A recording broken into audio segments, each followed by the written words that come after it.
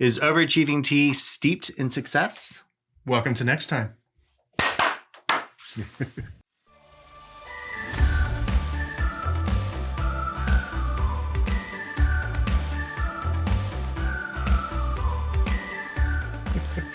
Well, we have Chase here from OverAchieving Tea, which I have been wanting to have you here ever since we started. So like 2 years now. So it is great that our schedules were able to mesh together. Yes. So we're really excited to have you here to talk about your business. Now, how did you start OverAchieving Tea and why? Yeah, it started with me in the natural herbalism realm, and it really spawned from personal issues I was trying to address. For instance, I had a sensitivity to caffeine, to coffee, and that's what led me to discover Yerba Mate, which is what we do and what we specialize in.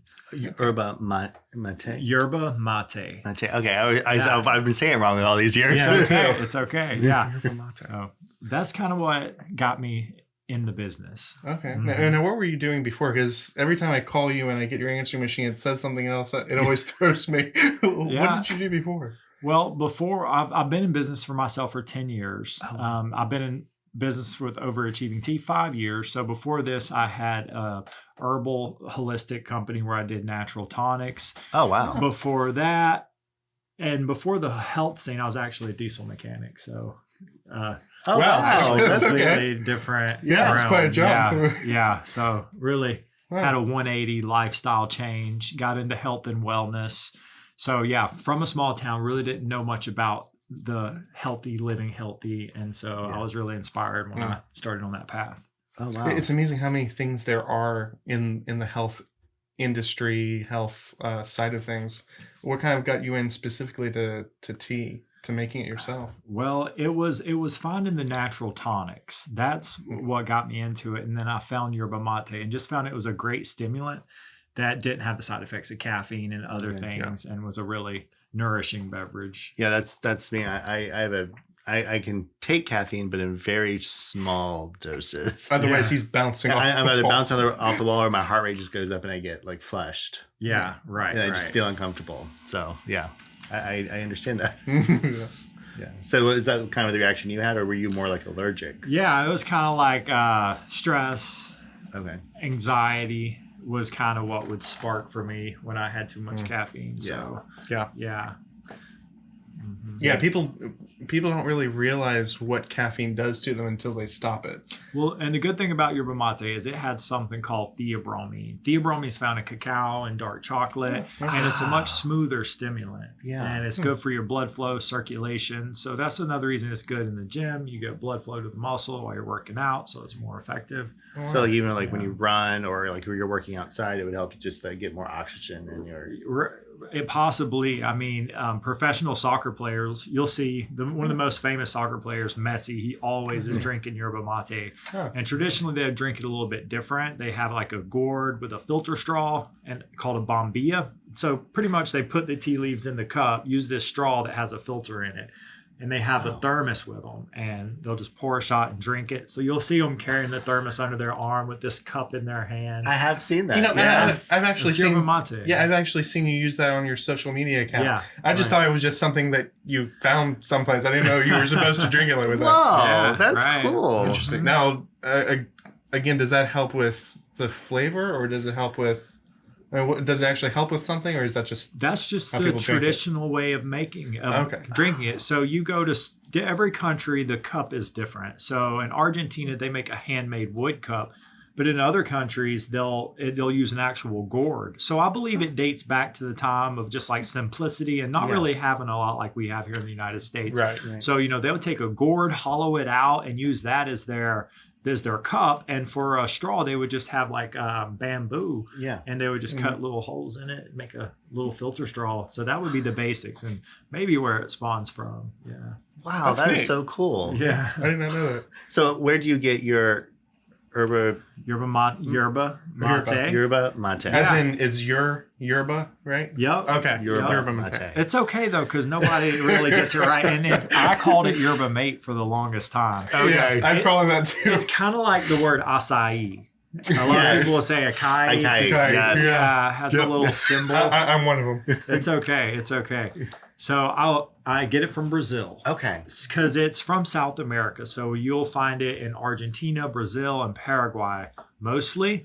And those are the big yerba mate companies. So the climate allows for it to grow down there. So it's a very tropical plant. It is. Okay. Yeah. Okay. And it also takes 7 years to harvest. So it's, a long-term thing. Oh, wow. They've been doing this, though, for centuries, Whoa. Wow. Now, are there different, like with other teas, there's black tea, green tea, There's white like tea, grades. there's like grades to it. Right. Is the same thing with yerba mate, or is So technically a tea, like you're referring to, it's in a plant. It's a Camille Cicinus, I believe is the plant name for it. And what's the difference is how it's processed. So they actually ferment these teas. So you'll take a green tea, and I think it's the longer fermentation leads to a black tea, which influences the caffeine content. White tea, green tea, rubus, and black tea are all the same plant. They're just processed different. Whereas Really? Okay. Whereas yerba mate is a totally different plant. Yerba mate is in the holy basil family. And a lot of people in the holistic realm will know holy basil is a super medicinal herb. Yeah. And it's in that family. But it has extremely similar characteristics to green tea, though. So, and my thing was, nobody knew what yerba mate was until this past year. It's starting to catch on. Yeah. And so this whole time I've been telling people it's energizing tea because I wanted to introduce it in a way that was familiar. Because every time I said yerba mate, it was something unknown, and people would just be like, "No, Glaze over." Right. Yeah. Wow. Wow. So, but are there like different grades of yerba mate, or is it just like it's just that's it? In a way, so you have fresh green yerba mate where it's harvested fresh off of the plant, and it generally will have a bitter kind of grassiness to it, whereas you have a more premium aged yerba mate. So our yerba mate is aged 4 years, and it gets rid of that bitterness. It makes it really smooth. Or age is in like just dried and kept dry, or is it like It's in a humidity controlled room with wood barrels. barrels? Okay. Okay. Whoa. Yeah, because I that's had no idea this. yeah. Because when I sampled your tea, because I kind of expected it to taste a certain way because I've had yerba mate from other places, and it's always just Bitter. It's bitter and just not pleasant. Right. You know, and when I tasted yours, it was like, oh, I could actually drink this a couple times. You know. Right. So Right. okay, wow, that's interesting. Yeah. Wow. So how many markets are you selling in, and how many teas do you have now? Well, we have 5 different total teas. Okay. One is the original classic, the pure yerba mate, and then we have 4 blends, and with different herbs added for different holistic effects. Oh, okay. Right, and then so we have loose leaf tea in 2 sizes. I brought to show one of those sizes, a travel size, and it comes in a glass jar. But then we have it ready to drink too. Oh, okay. So we bottled for the last 5 years, and I just recently this past month got into canning. So I have some of my cans today to show you. Okay. So you can get it ready to drink. We serve it on draft at the markets. Oh, wow. Yeah. Because we're a lot like a brewery. Just instead of beer, we're crafting yerba mate. Right. We go to breweries, and and it's great because people who don't want to drink the alcohol, they'll get the yerba mate in the cup. Nobody can even tell. Yeah. They get a nice social buzz with it. So That's cool. Yeah. I don't drink, so that would be. I always usually go for kombucha. yeah, right. Yeah, but not a lot of places have kombucha on tap either now. So And even if they good, do, though. it's sometimes not the greatest yeah, flavor. it really Yeah. isn't. So now with your business, I remember you moved recently, right, to a new location for your processing and everything. Yeah, we're actually moving our processing facility to Florida. Oh, So we're okay. still going to have stuff going on here. So we're in a big changing period right now. But yeah, I've been going to Florida for 3 years now. This will be the 3rd year, right? Coming up in January. And so what we've done is go to Florida in January to April because that's their main season and it's warm and that's when it's really flourishing. And that's when everything dies in Virginia. Right.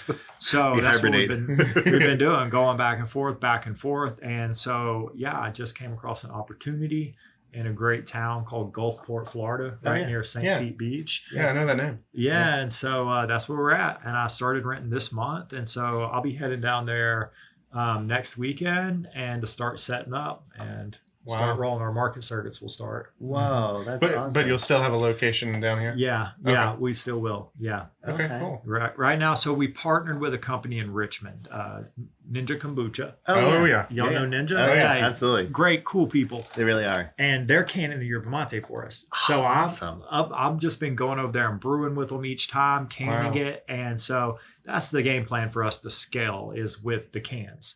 Okay. So Makes sense. that's what we got going on. So our processing is going to be done in Richmond for the Virginia location, whereas we're going to be processing in Florida. Okay. Florida. So yeah. Okay, that's nice. Yeah. Wow. So have you found that Logistics, you like the can and the versatility of like selling it? Is it easier in a can? I like the can because I can sell it at a cheaper price. My glass got so expensive after the pandemic with shipping and everything. The prices went up so much. And I'm really happy that I'm able to drop the price of the cans $3 a unit cheaper. So and transportation's easier. And we've been able to make a lot of little new advancements with the cans. So did you ever come into any issue with canning the tea as far as flavor goes? Yeah, absolutely. Oh, really? Okay. Yeah, all kinds of new things that a learning curve I had to go through. Yeah, using the different gases and how it affected the taste. And I had to do some reformulation.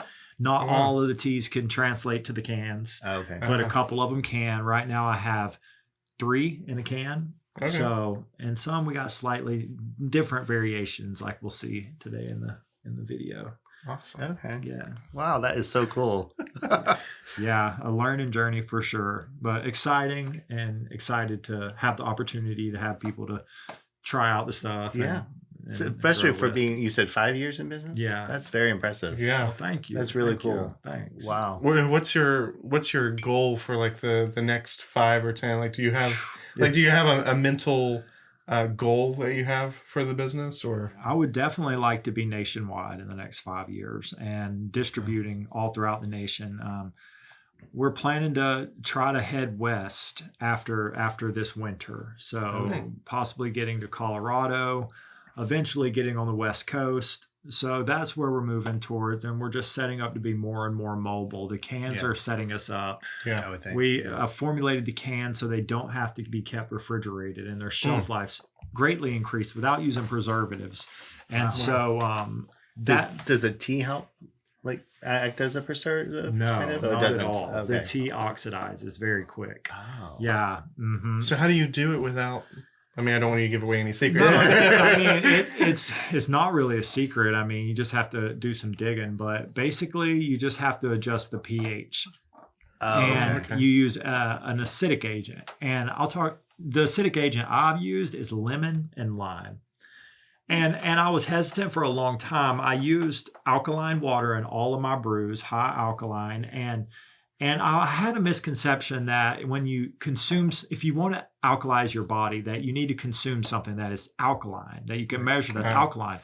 But then the more I learned that isn't actually true. Because let's think of lemon. It's a perfect example. You squeeze lemon in your water in the morning and drink it to help alkalize your body. Well, lemon's acidic. Right. So if you then how does that work? Kombucha is acidic. Mm-hmm. Apple cider vinegar is acidic. There's all these acidic agents that we consume to alkalize our bodies. So it's not that simple that if I consume 9.0 pH that I'm going to be 9 pH in my body. Right. So that's what I came to understand, and I got past that part and realized no, you still have alkalizing benefits even if it's an acidic beverage.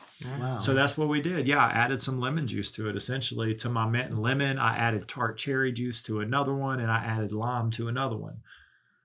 And that and its own. And then we also got rid of the oxygen because any oxygen will cause oxidization. And so to do that, we infused it with nitrogen, pushed out the oxygen from the top, and wow. Mm-hmm. Quite a bit of stuff that you had to go through to figure that stuff out. It is, and it is trying to figure out the right gas because they use CO2 as well, and we just experimented with a few different things. Yeah, but pretty standard procedure in the world of canning. I'm sure if anybody's listening that can stuff, they would know about nitrogen not having oxygen, CO2. So, but it was a learning curve for me. Right. For sure. Yeah. And it didn't seem like there was anybody out there to help give me any guidance either. You're kind of blazing the trail. And I know I was like messaging people who can stuff, and nobody would message me back, but. That's fine. It's always a fun adventure when you're a business owner. Yeah, that's true. Yeah. So how many markets do you do in Virginia, I guess, and then when you go to Florida, you do markets in Florida? Yeah, we're actually a lot more busy in Florida. Okay. In Virginia, we do about 4 markets on Saturday, 2 on Sunday, and then 2 weekday markets. So about 8 markets a week, 6 to 8 because it varies. And then in Florida, we're running up to 14 markets a week, 7 days a week.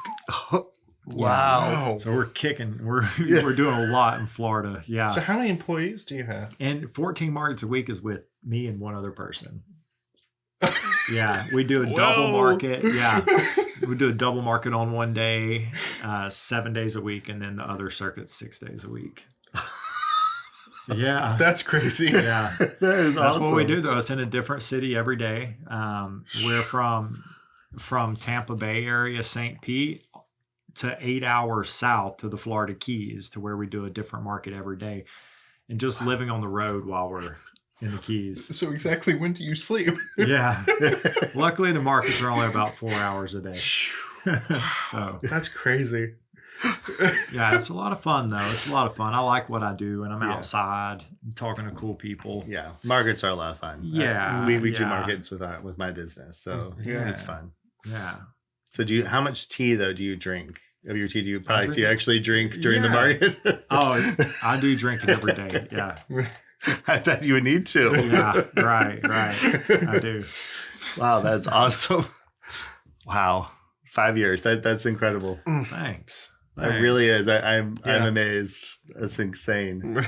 Do you sell do you have retail outlets that you sell your teas in, or you just do markets? Do markets I sell online. Oh, okay. So really, like one of our long-term plans is being mostly online. We still want to stay in that Mhm. local market scene, but every time we're at the market, I always tell people they can go online and order. Yeah. So really the idea when we're traveling to these different places is to convert those one-time customers into lifetime customers. Yeah. My mission at the market is to create an experience that they remember. Yeah. And to, give them something they remember, let them do a tasting and Mhm. really experience the brand, and then they go and order online.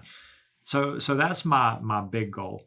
Now, for retail with the most people want the ready to drink. So when I was doing the glass bottles, they had to stay cold, and they were so perishable that I didn't mess with it, and the prices were so high. So now that we got the cans, though, shelf stable, it really changes the game. Yeah. So we are going to be going into wholesale. Oh, cool. Yeah, Okay. in the next couple of months. Oh, awesome. Okay. Yeah. Wow. You have a lot of things going on. Yeah. Wow. Right.